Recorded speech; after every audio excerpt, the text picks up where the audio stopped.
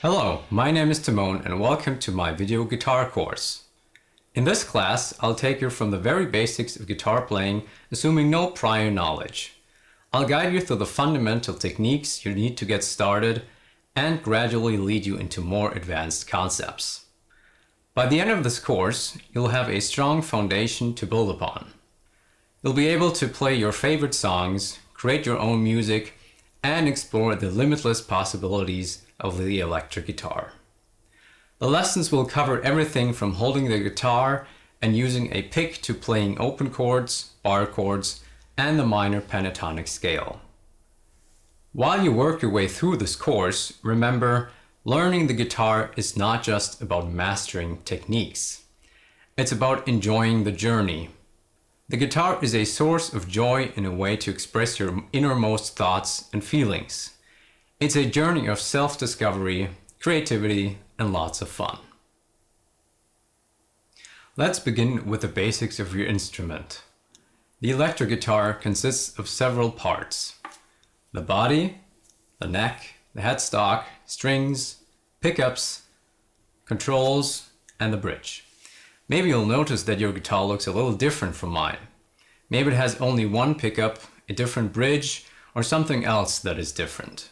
But that is okay as long as your guitar has 6 strings.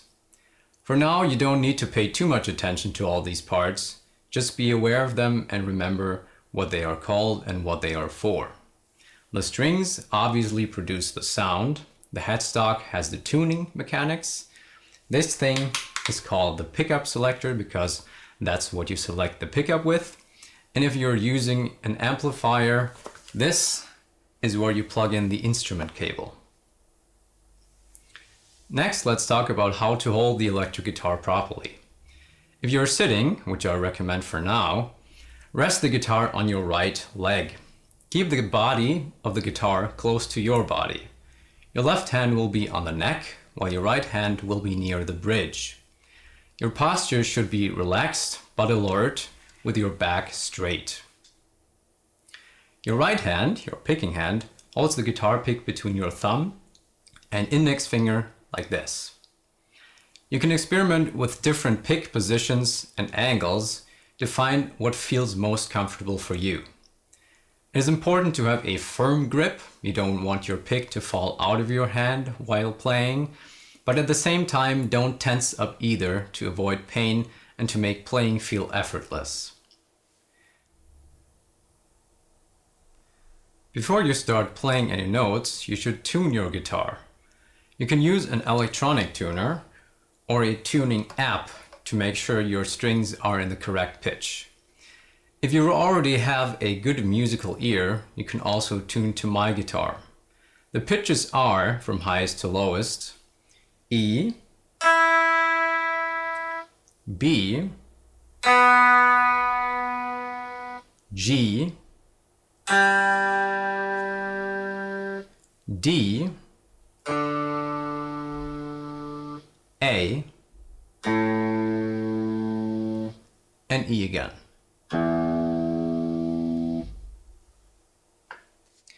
Twist the mechanics on the headstock to bring the strings to the desired pitch. If you're using an amplifier or an amplifier plugin for your computer or any other electronic device, like I am, start with a clean tone. Also make sure that the volume control on your guitar is turned up when playing. It is usually the one closest to the strings.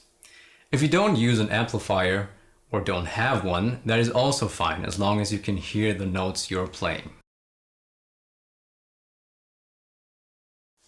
Now that your guitar is in tune, you can start playing some notes. I'm going to show you a few exercises that help you develop a good playing technique. A very important thing about all of these exercises I'm going to show you: practice them until you feel comfortable with them before moving on to the next one. We'll begin by practicing some simple picking exercises. Hover your picking hand over the strings near the bridge of the guitar. I sometimes like to rest my pinky on the body of the guitar for additional stability. You don't have to do this. In fact, it might be a hindrance in some situations, so try to find out what works for you. We're going to start with downstrokes on the low E string.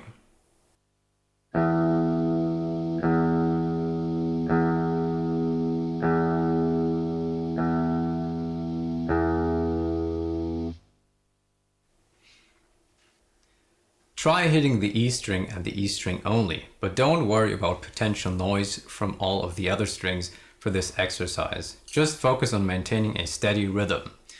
Also make sure that the movement is coming from your wrists. Your arm should move as little as possible during this exercise. When you've mastered that, you can play the other strings too, like the A string.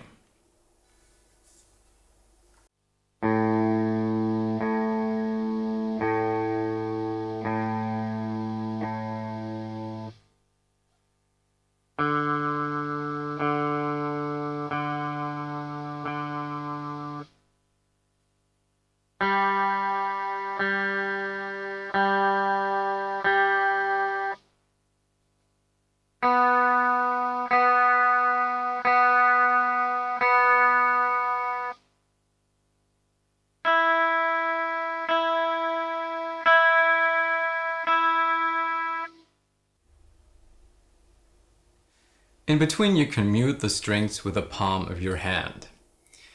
Again, try maintaining a steady rhythm. After you feel comfortable with this exercise, practice upstrokes starting from the high E string.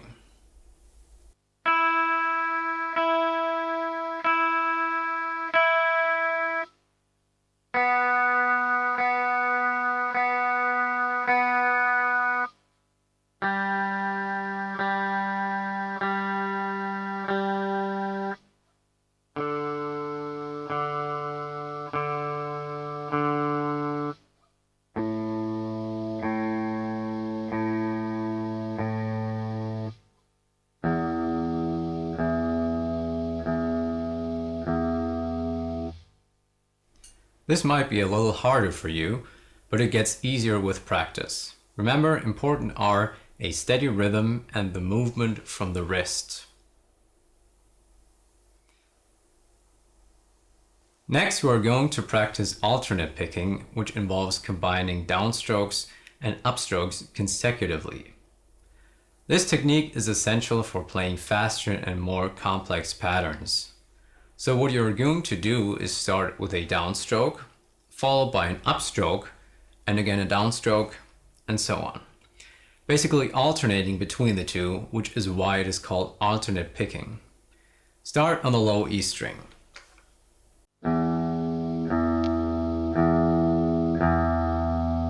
Then move to all of the other strings.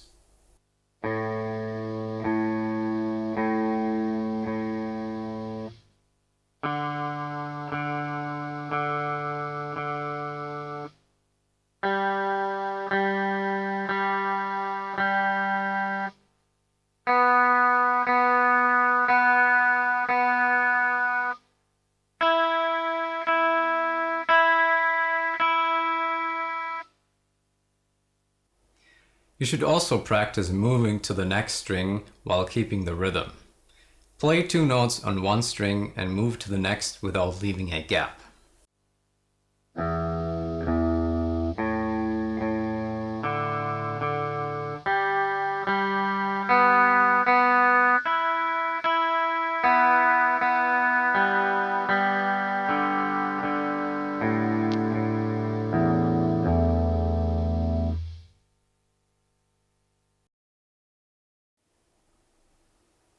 While practicing these exercises, start slowly and focus on accuracy. As you become more comfortable with these exercises, gradually increase your speed. A metronome can be a valuable tool to help you develop your sense of timing and rhythm. Now let's work on exercises to build strength and dexterity in your other hand, your fretting hand. Place your fretting hand on the neck of the guitar, forming a gentle C shape around it. Sometimes, especially when bending or muting the strings, you can put your thumb over the neck, but for now, your thumb should rest behind the neck, providing support, but not squeezing too tightly. Press down with the fingertip of your index finger on the low E string on the first fret. Your index finger should also be resting on the other strings, thus muting them. The low E string is the only string that should be able to ring. Then add the middle finger on the next fret and make sure your index finger keeps pressing down the string. That way you can use more strength. Do the same with your ring finger and pinky. Ideally, your fingers should press down the string close to the fret bars, but not on the fret bars. Now release your fingers one after the other, starting with the pinky.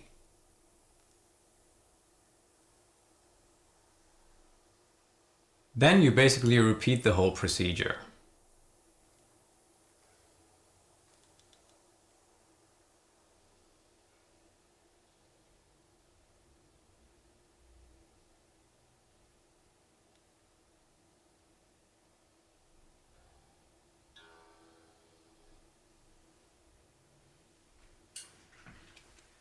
We're not playing any notes just yet. We're only trying to develop a feeling and coordination for your fretting hand.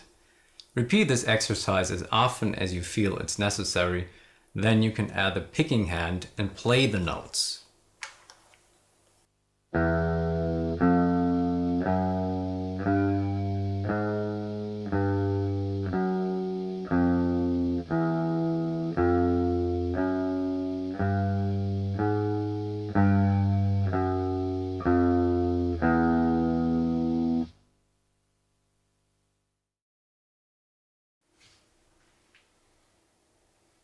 I recommend alternate picking for this exercise, but if it is too hard for you, still, you can use downstrokes only. Make sure each note rings out clearly without buzzing or muting, and choose a tempo that feels comfortable for you.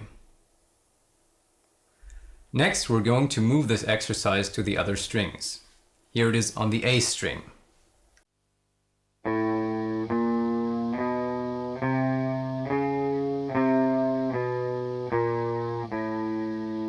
D string,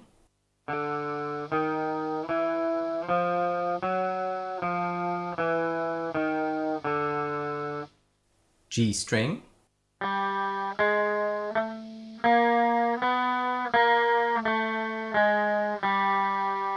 B string,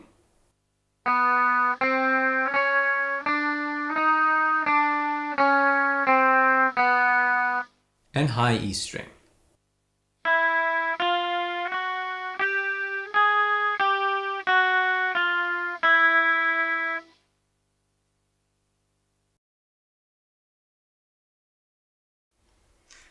While your index finger of your fretting hand mutes all of the higher strings you don't want to hear, the palm of your right hand mutes the lower strings.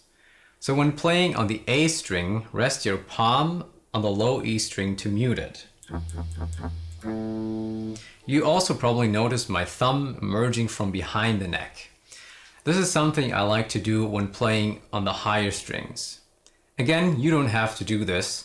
I just think it makes playing more comfortable and easier for me. Combining your picking hand exercises with these fretting hand exercises will help you develop coordination and control over both hands. There's an exercise that combines all of the components mentioned. It goes like this.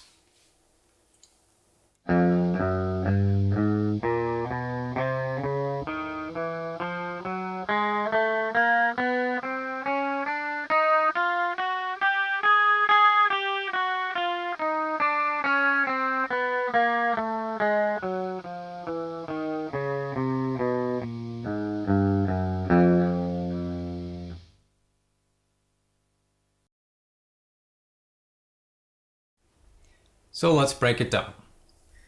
Put your index finger on the first fret and then play 4 notes. Then move to the next string and again play 4 notes. And then the next string.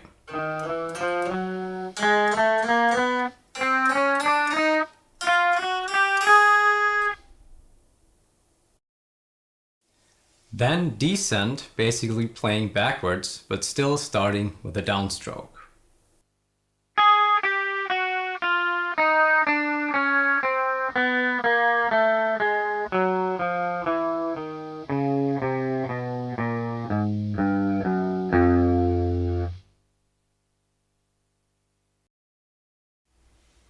If you can play it at that tempo with a steady rhythm, you are ready to move on.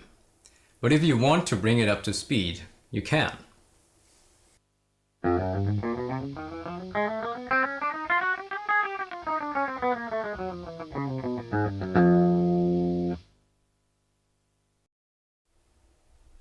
As you practice these fundamental techniques, be patient with yourself. It's perfectly normal to experience some initial discomfort or fatigue in your fingertips and hands. It takes time to build strength and precision. Regular practice and persistence are the keys to improvement. It is better to practice 5 times a week for 10 to 15 minutes than to practice once a week for 1 hour. And if any exercise seems too hard, don't fret. Just take a step back, maybe take a break, and then try it again slowly. So keep practicing, and I'll see you in the next lesson.